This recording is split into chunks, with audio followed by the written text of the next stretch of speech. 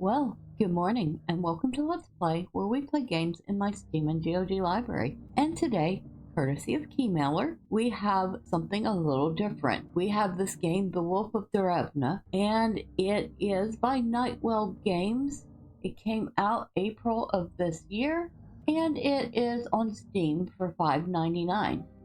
Now, this one is a adventure game. It is also a narrative-driven, choose your own adventure style game. Now, any of you who are from the 80s, maybe the 90s, will remember choose your own adventure books. They were campy, but they were a lot of fun.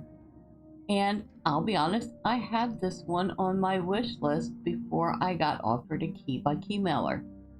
So, it says, when the villagers of Derevnya begin turning up maimed, suspicion falls on you. Track down the beast to clear your name and save the village. But to unravel the mystery, you will need to confront your own past. A survival horror choose-your-own adventure set in Kievan, Russia.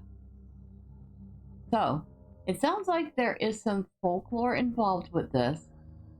And, well, I did like those choose your own adventure books when I was a kid, so let's get started.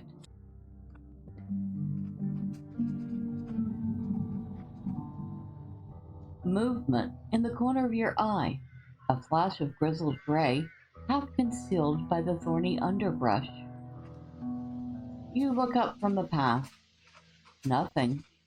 It might have been the wind, might have been a startled pheasant, but you learn to trust your instincts, and the prickling at the back of your neck says wolf. Examine the path. Wheel ruts, shallow but distinguishable, a half-rotten plank, fallen from some wagon long ago, a lost glove, traces of humanity. How strange that you once lived among these things. Follow the beast into the woods. Your hand on the hilt of your sword, you slip into the bushes, your bast shoes noiseless on the moss. You reach the clearing where you spotted movement. Nothing. Not so much as a squirrel. Examine the clearing. You kneel and look over the leaf litter with the eye of long experience. Not a footprint, not a tuft of fur. But wait. Here on this adder sapling, some snapped twigs. Something has been that way. Follow the trail. You creep through the forest, alert for any hint of a beast on the prowl. Perhaps this is why you don't see the patch of leaves artfully placed on the ground. Perhaps you simply aren't accustomed to looking for the work of human hands. You jump back as the trap snip springs. It doesn't catch your foot, but its jaws snap onto the side of your calf, biting deep through the skins you wear. Pain spangles your vision with spots of light. You stagger to one knee and grab your leg, your hands immediately slick with blood. Bandage the wound. You root through your rucksack for some old strips of cloth, the long-faded last remnants of your bogator's tunic. You wrap them, nearly tourniquet tight around your leg, and press down with both hands, biting your lip. The cloth is instantly saturated, and the bleeding shows no sign of slowing. There's nothing for it. You're going to need medical attention. Head to the village for help. You're not sure how you wish to re-enter society, but it wasn't like this, staggering against the trees for support, a trail of bloody footprints marking your path. The village looms ahead, the church's onion dome rising above the Izva's carved ridgepoles. You can hear low voices, see a couple of people in the village square drawing water from the well. They haven't caught sight of you yet. When people look at you, they usually assume you are a woman. At least, that's what they saw once when you were a proper Bogatar. How they will react to this grizzled creature dressed in skins, Well, you'll soon find out. You gear yourself up for the looks, the questions. Stride in boldly. It's difficult to look confident when you're staggering to keep weight off your lacerated leg, drawing closer to swooning with each step. But you do your best. You'll not show weakness before these people. Chin up, meet their eyes. You try to remember the labyrinth of rules that people use among themselves. You feel as out of place among these villagers as you would before the Kianas, Kaz, and all his retinue. Okay, now before we continue, I must admit there are a few Russian words thrown in here. I will have trouble pronouncing them, but we will try. All right, let's continue. The people by the well pause. The woman setting down her bucket. You feel their gaze traversing your layers of fur, your long tangled hair. Silence settles over the village. Faces appear in doorways. No one speaks. Ask for help. You ask, does this village have a doctor? No doctor here, says the man. But the young woman, she's more of a girl really, adds, but Milo speaks the plant talk, tastes the death heat on you, has it out like that. Come on, Baroda, be a pillar. The man's nose wrinkles as though you smell offends him, which it probably does. But he slings your arm over his shoulder. The two of them help you to a building with red gables and a lantern hanging over the door. Womb-like warmth and dimness swallow you. Bundles of herbs hang from the roof beams, and a masonry stove dominates the wall. The air is close with the lingering smell of bodies. A woman in an apron is bent over the stove. Honestly, Branislav, it's not even noon, she says, before she turns and sees you. She's middle-aged, with a kind but careworn face, dark blonde hair slipping from under her cap. Oh. The man and young woman help you onto a rough-hewn wooden bench. Your vision swims through hazy darkness as all your weakness catches up to you at once. The woman in the apron sizes up the situation at a glance. She shoos the other two out of the inn. Well, go on. You'll only be in the way. She peels away the dirty furs and bandages crusted to your leg with dried blood and clicks her tongue at the side of the ragged wound. What happened?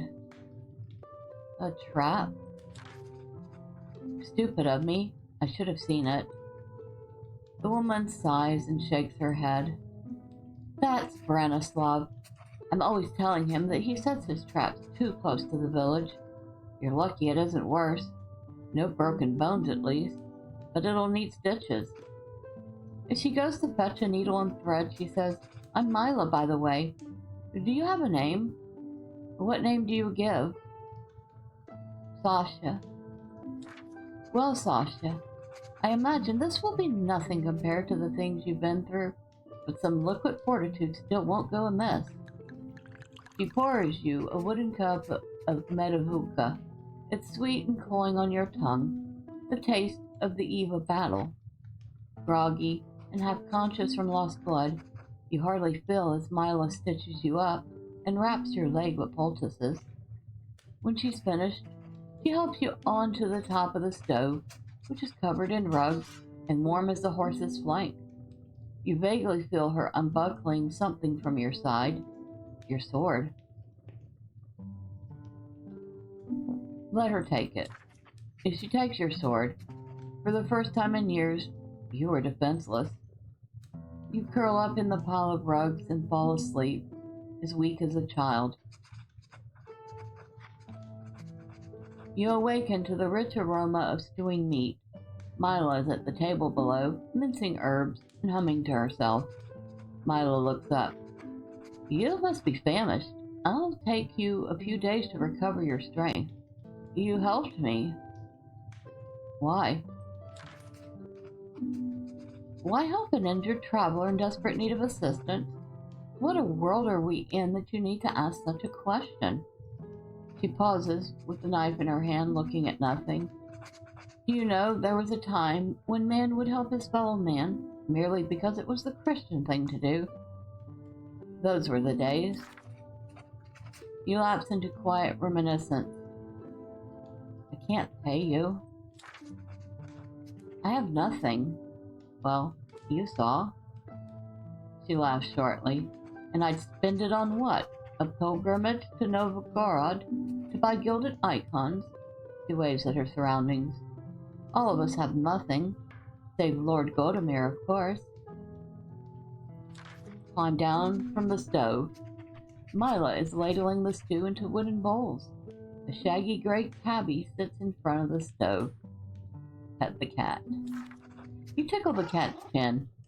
He ignores you. His name is Calm, said Mila. He's utterly useless. Well, he's a cat. What do you expect? Absolutely nothing. Pet Calm again. You scratch Calm's ears. He yawns. What village is this? It's called Derevnya, said Mila.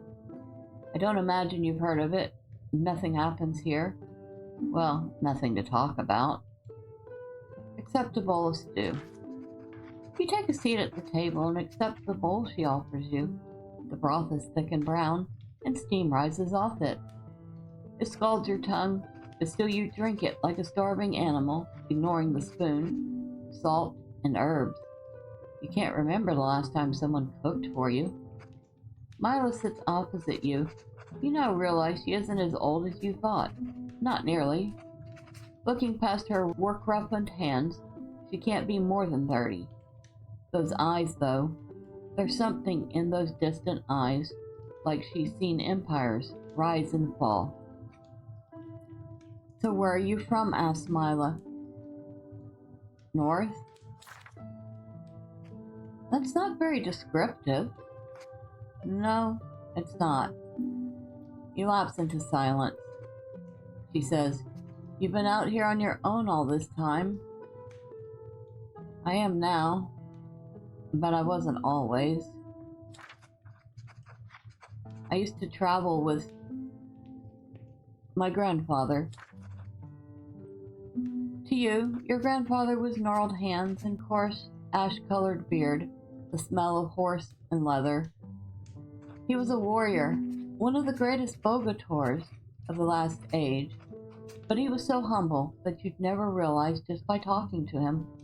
He taught me to swing a sword, to identify plants, everything I know. The memories flood in unbidden. We were inseparable. We rode side by side on two great war horses, fought back to back on the lake of ice, saved each other's lives, I don't know how many times. I thought that as long as we were together, nothing could stop us. And what happened? Now she's just getting nosy. Say nothing. You lock eyes with her and drink your stew in silence. Poignant silence. Mila gives you a patient smile. After a minute or so, it sinks in that you're being ridiculous. But you're damned if you'll break the silence first. Mila says, The fire in the stove is out. I could draw you a bath. That would be lovely, actually. Mila hauls a cast iron tub out from the corner, places it inside the stove, and fills it with water. She hangs a blanket over the stove's mouth for privacy. You slip inside. It's hazy with steam and easily roomy enough for a grown woman. It takes time to strip your clothes off, layer upon layer of skins and furs fastened together, or tied with thongs, all plastered together with old mud and sweat. You slip into the tub with a sigh. The warm water is soon cloudy and brown. Parasites float to the surface, wriggling in their death throes. You attempt to rake some of the worst snarls out of your hair with your fingers, but it's no use. They'll probably need to be cut out. You scrub yourself, trying to get the black grime out from under your nails and in the creases of your palms, but even when your skin is clean, You can't help shake the feeling that something is still clinging to you, like a shadow. When you emerge, Mila isn't there. She's laid out a fresh shirt, seraphim, and headscarf. There's even a pair of newly woven bast shoes. Put on the fresh clothes. The seraphim is berry red, with patterns of leaves embroidered around the sleeves and the lower hem. There are faint stains under the arms of the shirt. It must belong to Mila. You wonder whether she made it herself, or whether it was a gift whose hands spent all those hours embroidering leaves. Mila re-enters the inn a few hours later, a basket of marsh peppers on her arm. You're looking significantly more human. How are you feeling? Better? Your color is back anyway. She presses her hand to your forehead, and no sign of fever. You are one lucky woman. You finger the hem of the seraphim skirt. A tear has been mended, cunningly concealed with a bird in orange embroidery thread. Did you do this, you asked? It's so elaborate. Milo chuckles. Oh, that's just a little private joke. Everything is improved by adding a firebird. I figured if you need to repair something, you may as well make it look nicer than it did before. You have a gift. She shrugs. A man may have a gift, become a great wood carver or icon painter. For a woman, it is always just doing what is needful. You say, I'm feeling a little stronger. I think I might get out and stretch my eggs a little. If you walk with a staff, you ought to be all right around a little place like Derevnya, said Mila. Just don't try anything silly, unless you want to swoon again. Not swoon. Mila gives you a look over the top of her nose. You were scarcely conscious when you showed up here. A few more minutes and it would have been too late for you. I'm merely saying to be prudent. You're outfitted with a sturdy oak staff, smooth polished patches worn into it by other hands. Your sword rests by the door like a sleeping guard dog. Oh, let's leave it. You leave the sword resting against the door frame, though you feel weak and helpless without it. You step blinking into a mild September mid-afternoon. You must have slept half the day away. The village square, such as it is only a patch of well-trodden mud in the center of the cluster of isbas. A small church stands before you, its roofs, vaults, and lofty onion dome all built of the same weathered, mossy wood. Across from it stands the inn. The staring has stopped, at least, although you catch a few curious glances when the villagers think you're not looking. The man called Broda is splitting logs beside the well. So far, it does seem to be a very interesting story, and I really like the artwork that they've chosen to go with it. Whoever did the simple ink style sketching, it looks very nice, and I believe very appropriate for the story. Now, we have several choices. We can talk to Broda, enter the inn, enter the church, head east to the village entrance, head west to the end of town. I believe we will start with talking to Broda. He sets down his axe and pushes his hair out of his face. He's lanky and handsome in a stony way, flinty eyes, aquiline nose, sharp chin. So, you didn't die after all, he says. No, I didn't die, and it's thanks to you. He snorts. Don't thank me. Zadana's the bleeding heart. What business of mine is it whether you live or die? Zadana is that woman who was with you, you ask. He nods curtly. Have I done something to anger you? Nothing you do could matter to me one way or the other. He brings the axe down again. This conversation is getting you nowhere. The village square, a patch of well-trodden mud in the center of the cluster of isbas. The church stands before you. Across from it stands the inn. Rhoda is still splitting logs. He ignores you. So where shall we head next? Let's see about the church. The nave of the church is rich with the scent of incense. The walls are rough planks, but the iconostasis is gilt and covered in lovingly rendered portraits of the saints. A priest sits on a bench by the door, poring over a slim codex with a cracked black leather cover. A curly gray beard falls down his chest, and he has a kindly face with crinkles around the corners of his eyes. His cassock is well worn but tidy. Look around. Your eyes wander over the saints on the iconostasis, their delicate brushstrokes and cracked yellow varnish. They regard you beatifically through their large brown eyes. Their gaze alienates you. They were men and women once, creatures of breath and blood, with lives and sins and failures, even as you. But looking at the icons, you cannot see it. There's nothing here but wood and paint. No one to intercede for you. No one to know your struggles or hear your prayers. Talk to the priest. When he sees you, he brightens and closes his book. Ah, you must be the stranger everyone is talking about. I must say I've been keen to meet you. My name is Father Cyril. What can I do for you? I'd just like to stay here a while if you don't mind. Of course, everyone is welcome in the house of God, said Father Cyril. I'll give you a few minutes by yourself. He takes his book and goes behind the iconostasis. You are alone with God. Stand in silence. You abandon the attempt to feel near God and just stand there bathed in the light of the candles. And pray. You kneel and kiss the cross, the words of the prayers you learned as a child, forming instinctively on your lips. But there is an emptiness behind them. You're not forgiven. How could you be?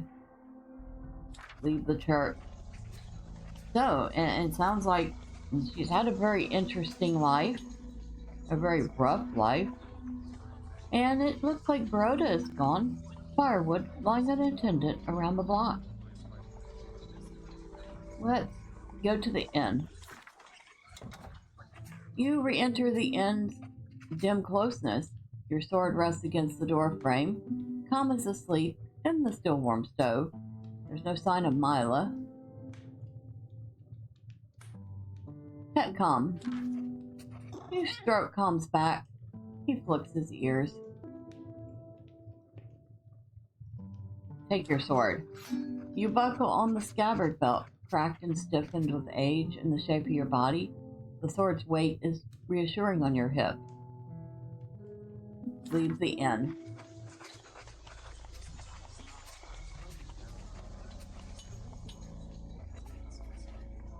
Okay, so the same thing that we saw the last time. Head east to the village entrance. Here, the path meanders its way out of the village and into the trees, which crowd it with their shaggy branches. On the north side, the land slopes down towards the weed-choked pond. To the south, the oaks and beeches melt into a stand of birch trees, which give way to meadow.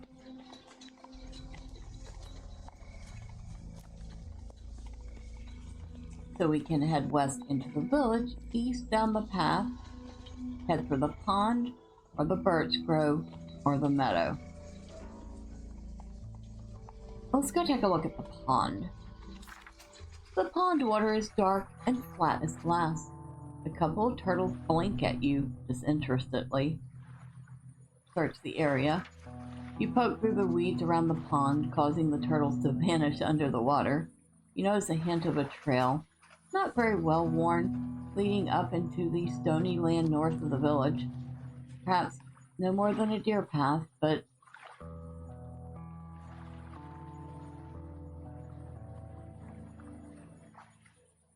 follow the trail. You begin your way up the stony trail, leaning heavily on your staff. It seems to grow steeper with every step. Pain bites through your injured leg, and you feel the warmth of fresh blood soaking the bandages. Ruefully, you admit defeat. Poke around the water. You prod the water with your staff. Half decomposed leaves swirl around and release a foul smelling bubble. Your staff meets something hard. You pull it out of the water. It's the skull of some small predator. A wildcat, maybe. Whatever it was, it met a hard fate. The entire back of the skull is crushed. Leave the skull. You drop it back into the water with a splash. Head for the manor, or should we head back to the village since she might be bleeding again? Let's head for the village. Here the path meanders its way out of the village and into the trees. On the north side, the land slopes down towards the weed-choked pond. To the south, the oaks and beeches melt into a stand of birch trees, which give way to meadow. Head west into the village. The village square, a path of well-trodden mud in the center of the cluster of isbas. The church stands before you. Across it stands the inn. Rhoda is gone, firewood lying unattended around the block.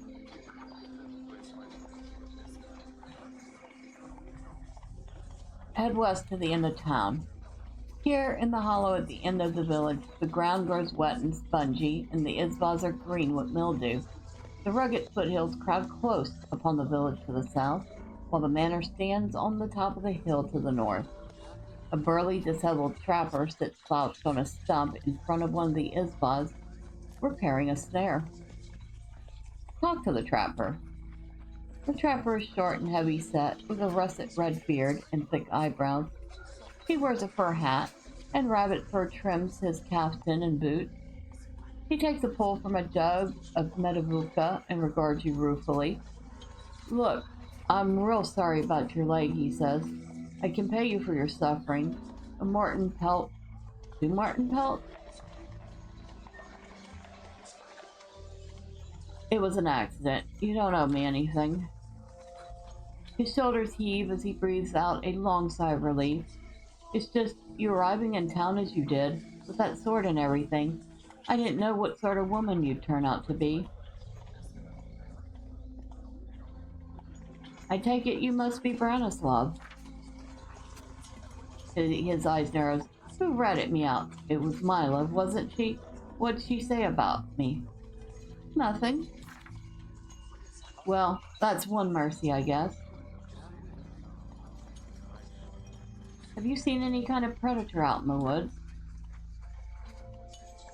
What kind of a predator? He just tense up a little. A wolf. I thought I saw one when I was coming into the village. No wolf packs around here, he says a little too quickly. That was probably in my imagination then. You ignore the visible relief on his face. About the trap. I'm always doing things like that, he says, hurting people, making mistakes. What were you trying to trap? Something big with a trap like that, he shrugs. Anything I could get. A man must eat. You fix him with your most penetrating look. He holds out for a few moments before he drops his eyes. All right, he says at last. I had the sense that something was prowling around. I never got a proper look at it, but by its traces, it must have been huge. And the way it was stalking around the village, lying in wait, it wasn't natural for a beast. And that's what you set out to trap. The villagers would have laughed at me if I told them. Said it was just old Branislav drunk out of his mind again. I needed proof. He sighs. So much for that. You're done talking. You are in the hollow at the end of the village. The rugged foothills crowd close upon the village to the south, while the manor stands up. at the top of the hill to the north. Branislav sits slouched on a stump in front of one of the Isbas repairing a snare. Let's head back to the village. And we will go into the inn. You will enter the inn's dim closeness. Tom is asleep on the still warm stove. There's no sign of Mila. Pet Calm. You stroke Calm's back. He sneezes. If you're making any headway at befriending him, you're not sensing it. Leave your sword. You leave the sword resting against the door frame, though you feel weak and helpless without it. And it looks like we get to leave the inn again. But I believe we will leave it off here. Go ahead and save. And perhaps we will continue at another time. But so far, it is a very interesting narrative style game. Like I said, I really do like the graphics. The story is a little slow, but we'll see if it picks up next time. And until then, bye for now.